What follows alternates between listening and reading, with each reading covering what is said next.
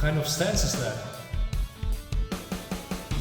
That's Bruce's Jeet Kune Do stance.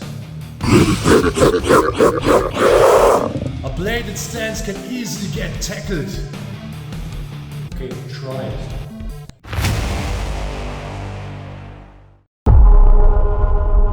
We have to talk about the stance of JKD and a lot of misunderstandings. The so-called bladed stance. There are basically historically two types of stances when it comes to foot positioning in Jeet Kune Do. The one is 2 to heel, which is this one, and then you have 2 to the arch, which is this one.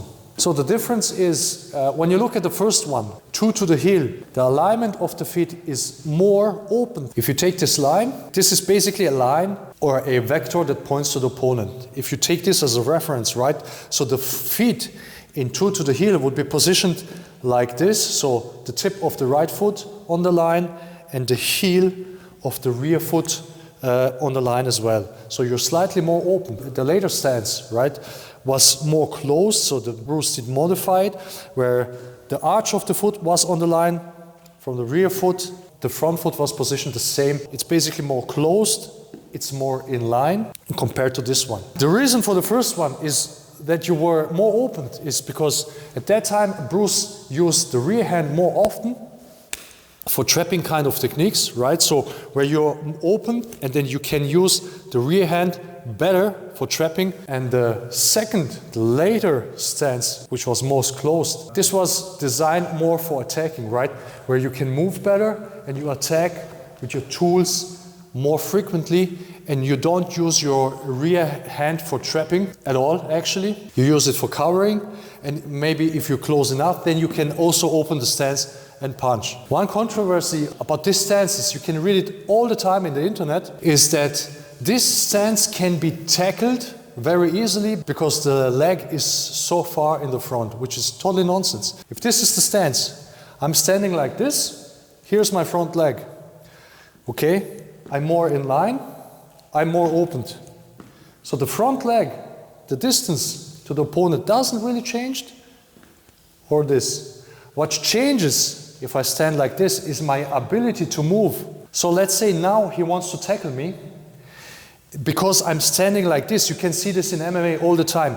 I cannot move quickly, I cannot move fast. So when he comes down, what the guys do, they jump away and they shoot their legs away. Too square, you can't move away. It's just nearly impossible. If you stand like this, okay, so you should keep the distance. Now when he comes, okay, you can shuffle, okay, then you can here continue. The more powerful the shuffle is, the more you can go away. For example, right, so if he comes, you can go like this away. You can take, for example, a side kick, because a side kick is far quicker and it goes far deeper than any tackling. If I would stand like this and it shuffles really, really quickly, okay, so you see, he started here, he ended there. So if I would stand like this, right, so you can't go away from the side kick.